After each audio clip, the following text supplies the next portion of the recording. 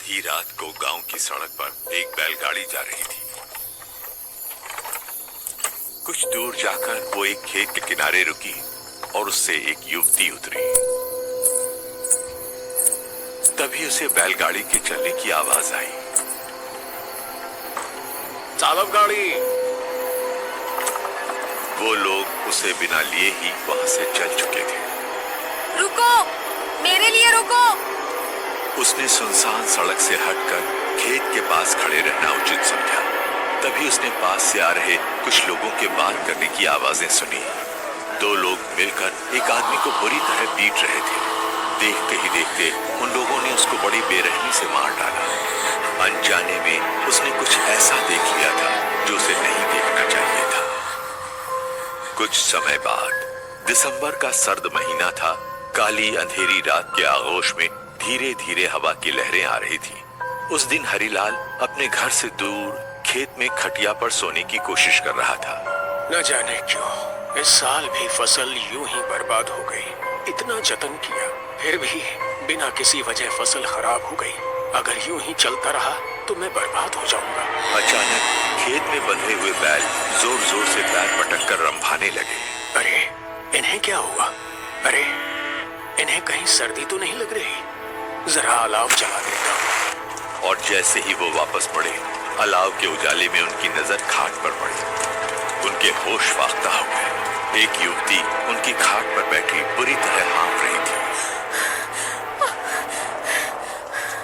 कौन हो तुम? खून।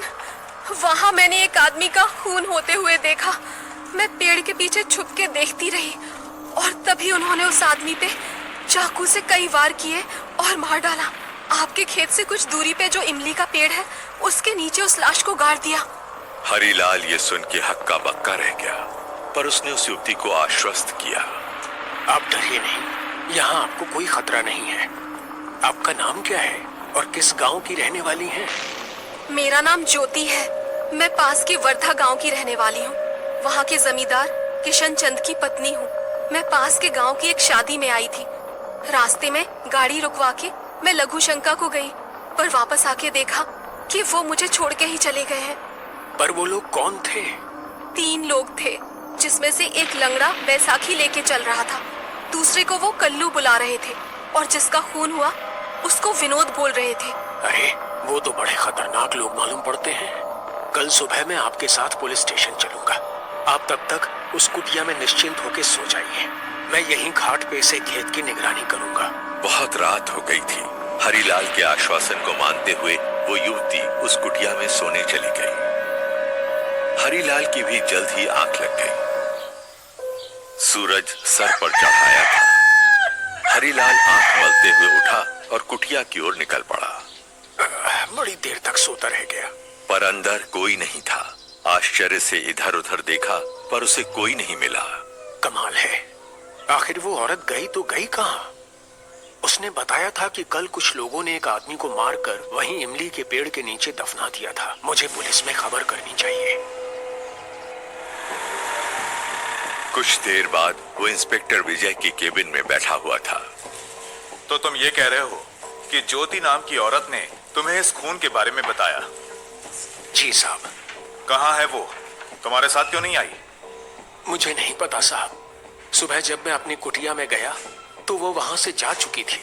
ये कोई कहानी तो नहीं है जो तुम मुझे सुना रहे हो हरिलाल? हमारा वक्त बर्बाद किया तो परिणाम अच्छा नहीं होगा। हुजूर, मैं ठहरा गरीब सीधा साधा किसान, भला मैं ऐसी जुर्रत क्यों करूंगा? उस औरत ने बताया था कि मेरे खेत से कुछ दूर जो इमली का पेड़ है, वहीं लाश को दफनाया गया है।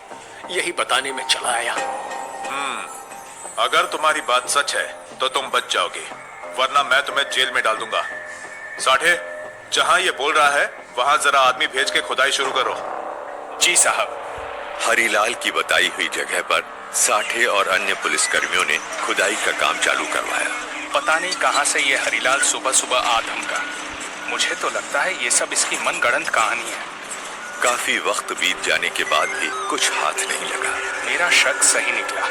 ये हरिलाल बस पट्टी पढ़ा रहा था, कोई खून नहीं हुआ है। तभी एक मजदूर चिल्लाया, साहब ये देखिए। खुदाई में जो निकला था उसे देख के सभी अचंभित रह गए। गड्ढे में एक मानव कंकाल पड़ा हुआ था।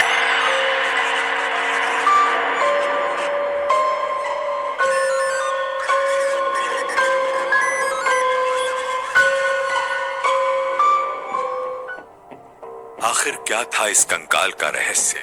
वो लड़की कौन थी और वो कहां गायब हो गई? कहानी जारी रहेगी।